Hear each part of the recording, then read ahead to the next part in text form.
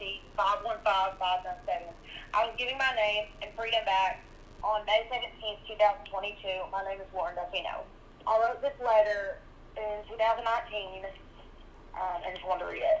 I'm currently in that here at the Tennessee Prison for Women, TPFW, on Stewart's Lane, here in Nashville. A prison hidden right off of County Hospital Road, a place I passed 1,000 times. I never knew it was here before me myself became a resident.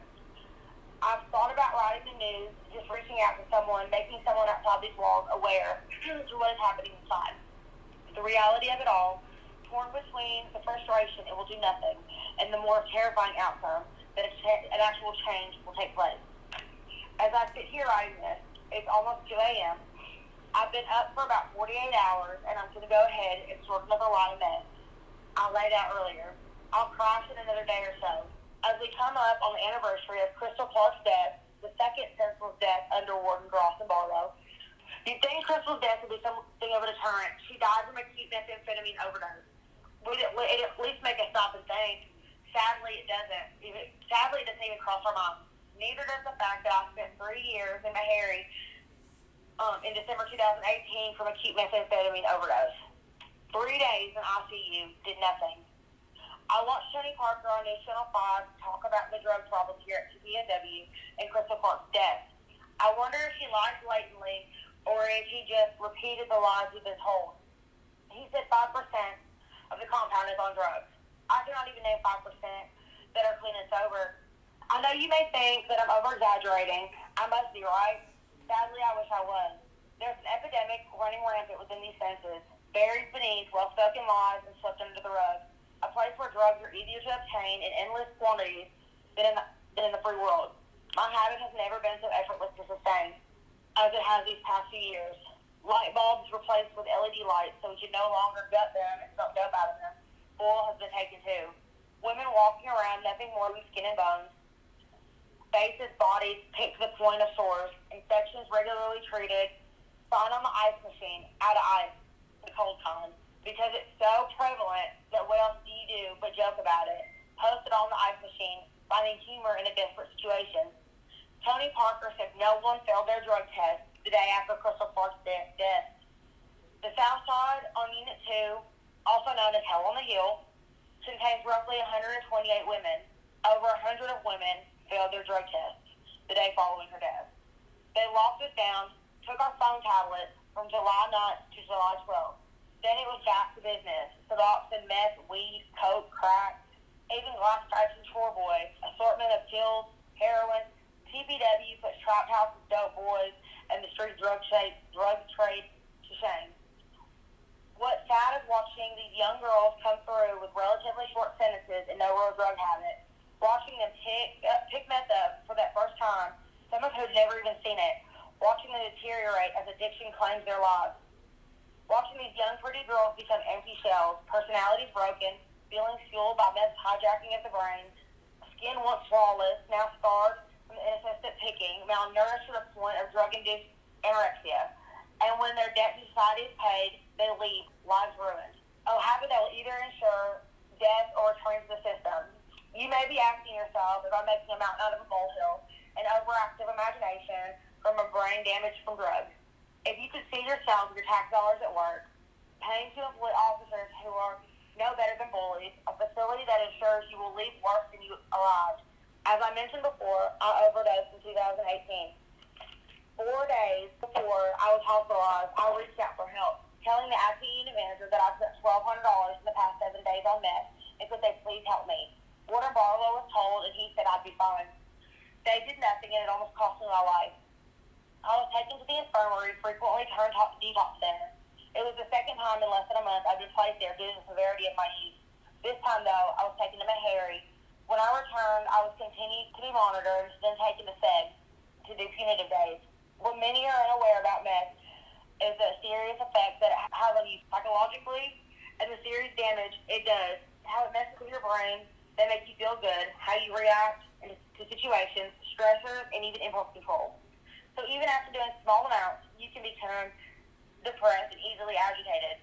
By this time, I've been back on meds for about 8 months, had developed such a high tolerance that I'd go through an ounce in less than a week. And within a few days of being locked alone, 23 and 1, I started falling apart. And 5 days after I'd gotten out of Meharry, I took a razor to my left arm where at Meharry I received 41 stitches. After suicide watch and mental health seclusion, I was put back in DP where I was high that night. And by the end of January, I was placed in a mental health hold in the special needs pod in Unit 3 so I could dry out a bit. It took me overdosing for them to care about my drug use when it became a liability to them. What's sad is all the other women who are one wrong moment away from being where I was, clinging to the line between life and death, just a breath away from everything coming to a screeching halt, too late to be saved. The epidemic ravishing TPFW, I can't help but wonder whether it's too far gone, and if not, what's it going to take? What I do know, as long as healing, compassion, love, and respect are missing from the solution, there will never be a change. There will never be a change taking place. When the same unproductive, unsuccessful, overused attempts at change that have always been the temporary solution for a seemingly impossible situation. They will never be able to stop the drugs from entering the prison. As easy as it is to claim that we are the problem and dole out punishment, segregating entire groups based on housing location, facility lockdowns, being screamed at, talked down to and called names, kept in isolation, and stayed for weeks at a time. As I mentioned before, Crystal Park's death was the second senseless death under Warden Ross Barlow and the Chief Security Henry. The first was Brandy Hipton. She was on a 3-year sentence, placed in close custody, which was in the segregation unit. They stayed locked down. The girl tied something around her neck and tied it to the wall, got on her knees, hands behind her back, and leaned forward. When the officer got to her door, she called to get the door open.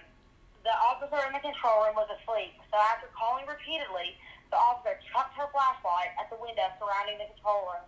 When they finally got in there and medical finally showed up, medical couldn't find the CPR mouthpiece for nearly 30 minutes. They then carried her dead body down the steps and left her corpse on a table in the middle of the pond. Her death is what decided to allow close custody back on the compound. This prison, every prison, is a collection of people, women who come from dysfunctional living situations, sexual, physical, and emotional abuse, one sad story after another. Women who have been broken, degraded, and robbed of any self-worth. Just to be subjected to officers who are not more than bullies, who use their authority to intimidate and put down, crossing the line of doing their job and completely abusing their power, using fear, bullying, and aggression from one abusive situation to another. And those who have always found an escape in drugs do as they've always done, and those who didn't start. To change what's happening behind these walls has got to change. This epidemic touches everyone, no matter what brought us here. Race, age, religion, the charges differ.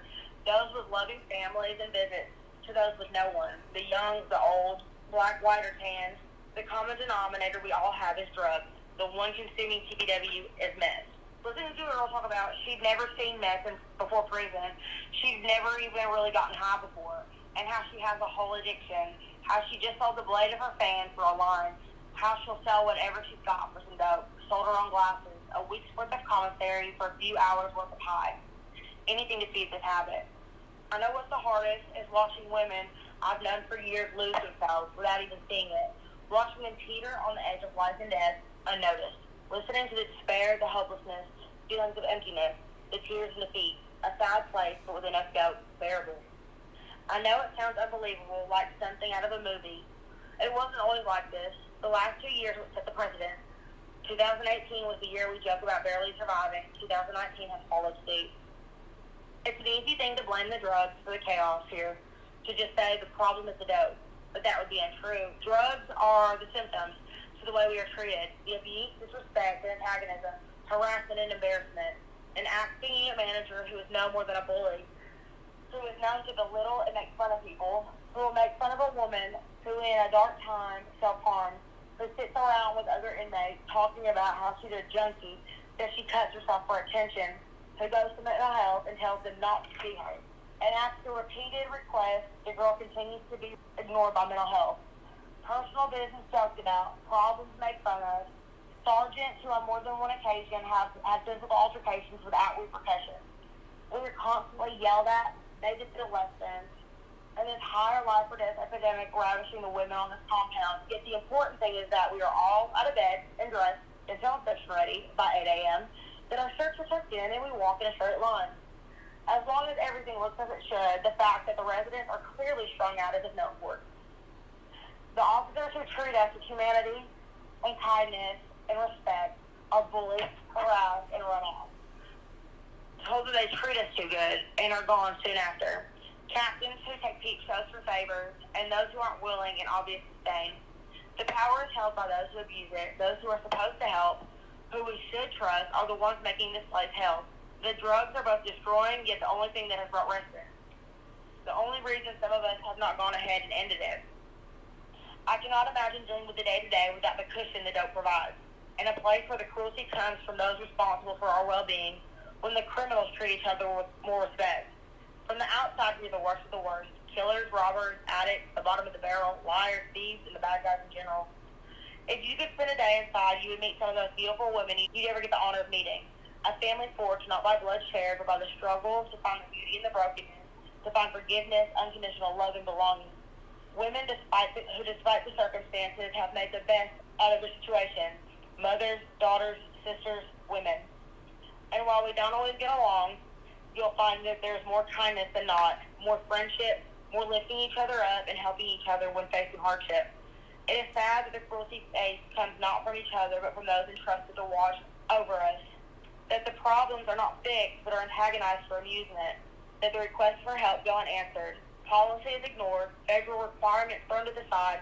The animals of the Humane Society are treated with more humanity. What will have to happen before something is done? Will someone else have to die? How far will this go before someone cares enough to notice? Why do we not matter enough to be treated without abuse? The one thing I know is that the change is happening behind these walls.